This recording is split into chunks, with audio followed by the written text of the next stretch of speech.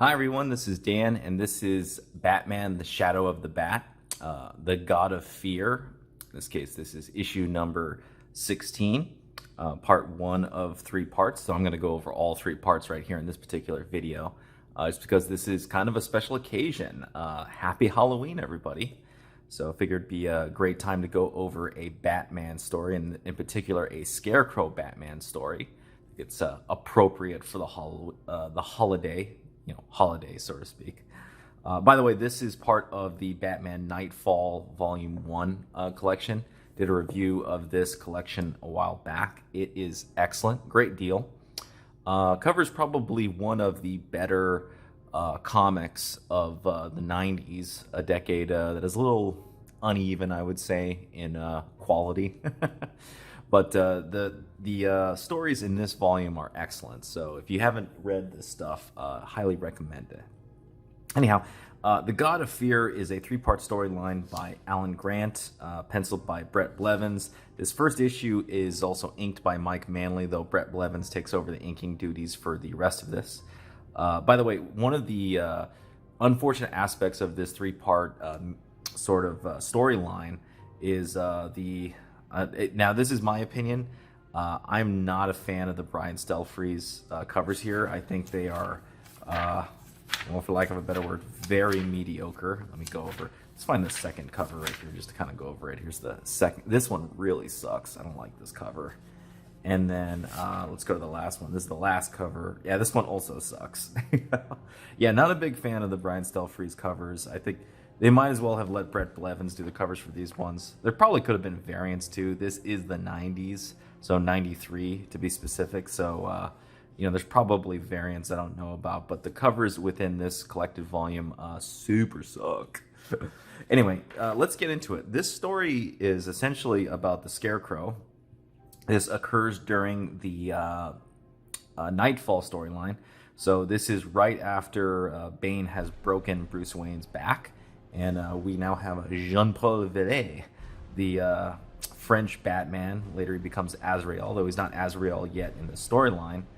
But pretty much all of the crooks of Arkham Asylum have been released, and all of hell is unleashed on Gotham. So here we have a bunch of students here at Gotham U. They're noticing this ad for $50 to go take part in a harmless psychology experiment. They go in here with these funky-looking VR helmets. We get a little precursor here of this tall, lanky individual getting ready there. We jump over to Batman, as you could say, yeah, like this is not Bruce Wayne. He's blonde. And we get a taste of here. This is essentially character introductions, and Alan Grant is introducing all the characters. In this case, sort of a precursor here with Scarecrow. And here we're introducing Jean-Paul Vallée, and he makes it clear to the reader in no uncertain terms that, yeah, this is a very, very different Batman. Kind of treats Robin like a piece of crap, and very much is like, I'm going to do it my way, kind of deal, which worries the third Robin, I believe. Yeah, I forget if this is wait, is this the second or the third? I forget which Robin this is. But anyhow, Batman goes off to basically beat the crap out of half of the city. Yeah, the Batman of this era, the Jean-Paul Batman, it was purposefully written to be harsh and basically not Batman-like. I think that was the intention by the editorial staff led by the late Denny O'Neil, that the whole concept of Nightfall, Night Quest, and I forget the last part, but is to kind of showcase, hey, what if we did replace Bruce Wayne with some other guy that was more like the Punisher, right? It was kind of DC's answer to the Punisher, or maybe the later Daredevils and whatnot, to kind of contrast and sort of Denny O'Neil's sort of like, no, this is what Batman really is, right?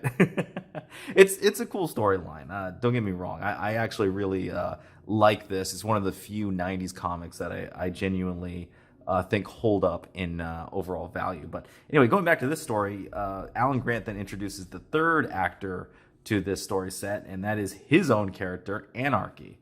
So this character, if you haven't run into him, he's basically he was created by Alan Grant, and The character is obviously heavily inspired to a degree by V for Vendetta and some other stuff. And in many ways, this character, I personally have like some mixed feelings about this character. This Alan Grant kind of uses this character as his own somewhat self-insert. Anarchy kind of works as both a villain slash anti-villain slash anti-hero in a way. He very much is against elites and whatnot, and kind of a hippie character to a degree, at least my interpretation of the character when I read it, right? So this becomes the third sort of actor in this story who sets out to essentially, right the wrongs of Gotham against would-be good people and bad people. We return back to the psychology session right here, and this tall, lanky character sort of explains to everybody what's going to happen. This character right here, though, Harold, he recognizes him for who he is. This is not Professor Rance, as he introduced himself. This is, in fact, Jonathan Crane, a.k.a. the Scarecrow. Of course, the Scarecrow kind of knocks out the kid with gas, also knocks out the professor with gas, and proceeds with his experiment to show these guys fear,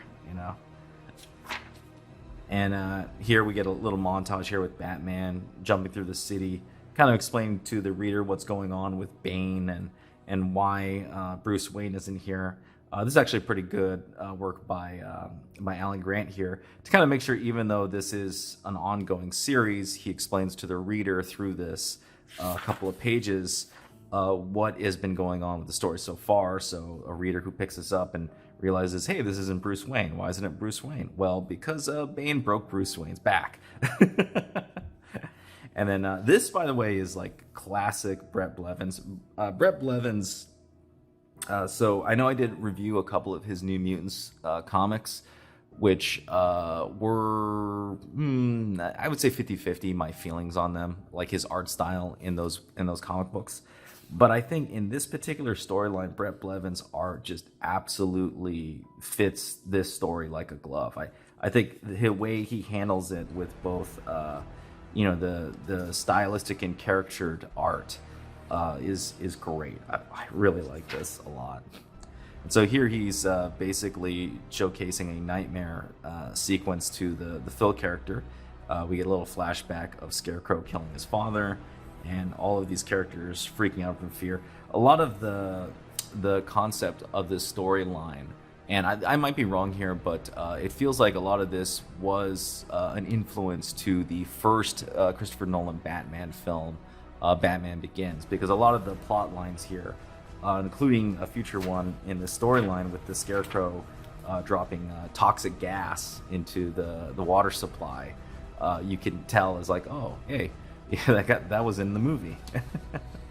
But yeah, no, to me though, what really sells this series, and I'm just kind of jump around a bit here, is the art by Bret Blevins. Alan Grant's writing here is excellent, by the way. Really good storytelling by him. But I look at the art right here. Look at this stuff. Like, freaking Bret Blevins drawing Scarecrow. It's like a match made in heaven right here. I don't know. I wonder if he kept making, or if DC employed him to do more Scarecrow stuff, because his interpretation of Scarecrow is fantastic. I like this. Yeah, a lot of people say like this whole Wizard of Oz style Scarecrow is like, oh, it's outdated. I don't know, dude. I think it's a matter of how an artist interprets it and transforms the character that makes the difference. And I think here what Bret Blevins does is great. So essentially, he brainwashes these students with his experiment, even so that he has such great full command that he gets one of them to murder the other. And meanwhile, Anarchy is kind of surveying the city and watching and observing Batman. And he comes to the realization that all of the villains and the enemies and really the dastardly crooks that Gotham seems to be infested by or his hypothesis is that they are being attracted to Gotham by Batman. Batman's sort of like an open challenge to any crook or villain to come to Gotham and fight him, right, and try and take over the city from him.